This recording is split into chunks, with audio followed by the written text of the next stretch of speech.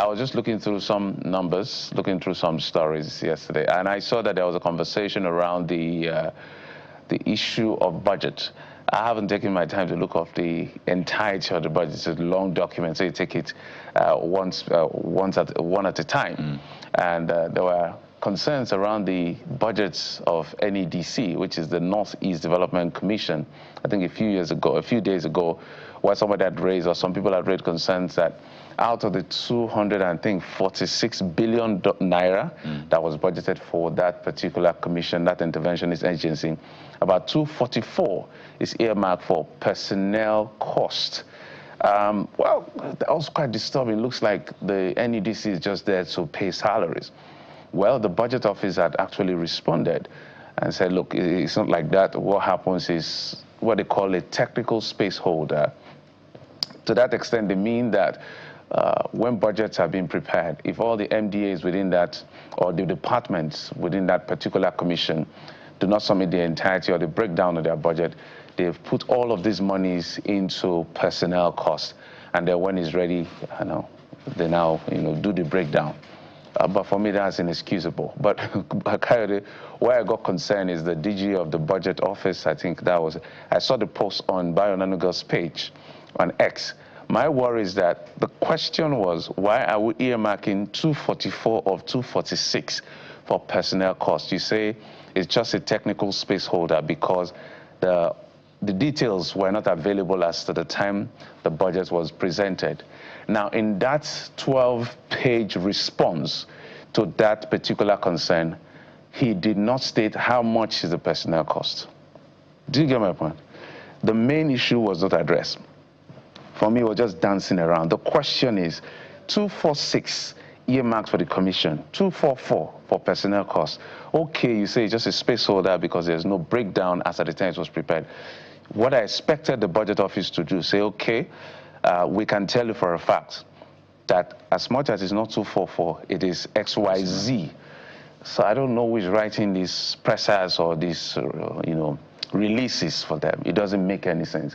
Government is about accountability. Now, for the accountant and those who prepare budget, this may just be a technical space holder. But what I know in law is the fact that an appropriation bill, and it's an appropriation bill, as long as it's presented and it's passed and assented to by the president, you cannot spend it outside what it was earmarked for, except there's a environment which gets the approval of the National Assembly. And we know for a fact as well, or let me say, we've suspected, according to some of the experts, they say one of the places that the biggest corruption happened is they put a lot of these monies in personnel costs, because if it's capital project, you can say, I want to buy chair, we can go and verify. But personnel costs, there's a lot of corruption. So the DG office, maybe we'll have to invite them one of these days, to come and explain these things. So I am not totally impressed that you're able to say it's a technical space holder. Let's accept that, yeah, it wasn't ready because the budget had to be presented and all that. But at least tell us how much the personnel cost is. Because clearly, as at the time I read that statement that was reposted, there was no stated cost for personnel that raised that concern. So I don't know about now. And you know what's interesting? This is one of several MDAs that are budgeted for, and for a lot of Nigerians, they don't even have time to pay attention to talk more of the hundreds that we have. Over 2,000 pages. So is this a trend? Is this a thing that happens time and again? Clearly, there must be more clarity on it. If you say it's a placeholder, let's see the figures so that we won't just use that as a means to siphon money or have just people come under it since it's a placeholder. Nobody's really watching anyway. We must be very, very careful with the kind of communication we put out there. It must be that of transparency and accountability as a government. And we can tell you that one of the biggest stories from yesterday is a video making the rounds of former AGF, as the former Attorney General of the Federation and Minister of Justice, Abubakar Malami.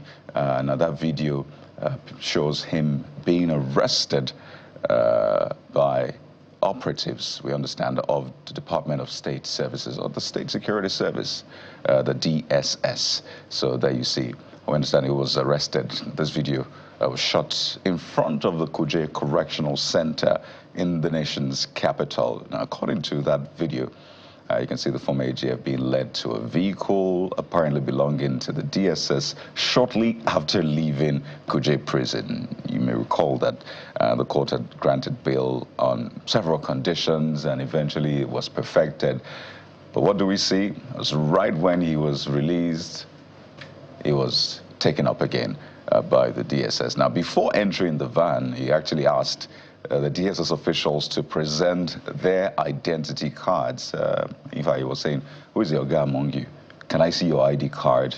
But this is a story we are following. Clearly, Mr. Malami has a big case to answer. But the irony is that this man is Nigeria's former AGF and Minister of Justice. Let that sink in for a moment, really, because there are different explanations, or at least there are different sides to this. For those in his camp, they believe this is a political witch hunt because he left the APC, now in the ADC. The government has said, well, if you have a case to answer, whatever party you're in, just answer the case. But we've seen the way this is being handled, particularly, Jeffrey, the document that was released, allegedly showing properties linked to him. Jeffrey, I mean, looking through all of that, again, this must not be a media trial, because we've seen that time and again. But no one will see those property and not want to just look again and say, wow, government's job must be the most lucrative on earth. It's a means to an end for some of them, as let's put it for the fact that he's not guilty until proven so by a court of competent jurisdiction. But generally, we cannot take away that some of these public officials, a lot of them steal our public funds.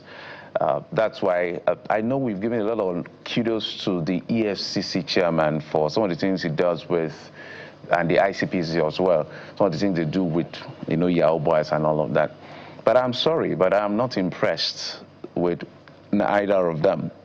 I can say it's a good start, but I'm not impressed with either of them, because the level of wealth of some of this, I know of a former governor. Now, I don't want to call names. I'm trying to manage these things. I know of a former governor, this was in public domain, who, after he had led the state for, I think, 4 years or so, when the EFCC swooped in on him, they seized, hear me, 36 houses that belongs to him in Abuja alone. 36. Well, those houses were later returned. I don't know, maybe they didn't find anything on him.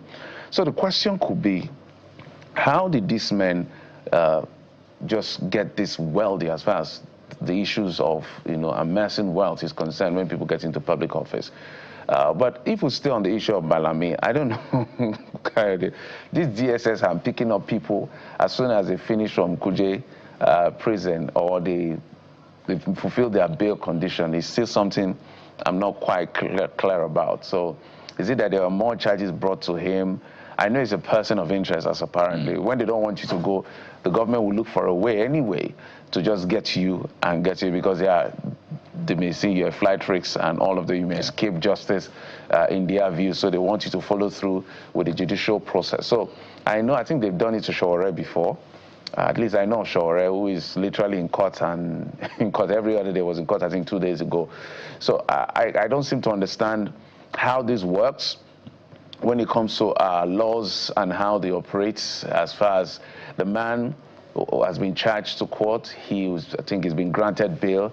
It's fulfilled his bail condition. If I understand, that's why he will be released. So why are you arresting him again?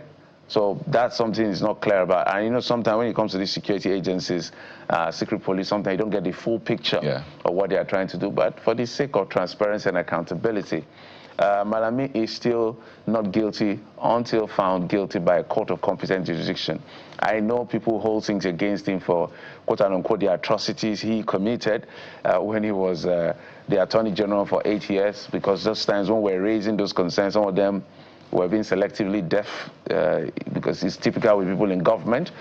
When you say national security supersedes, is it fundamental rights or something of that nature? I know he had a face-off at the NBA with some senior lawyers who say if somebody has been granted bail, grant him bail, and they quoted issues around national security.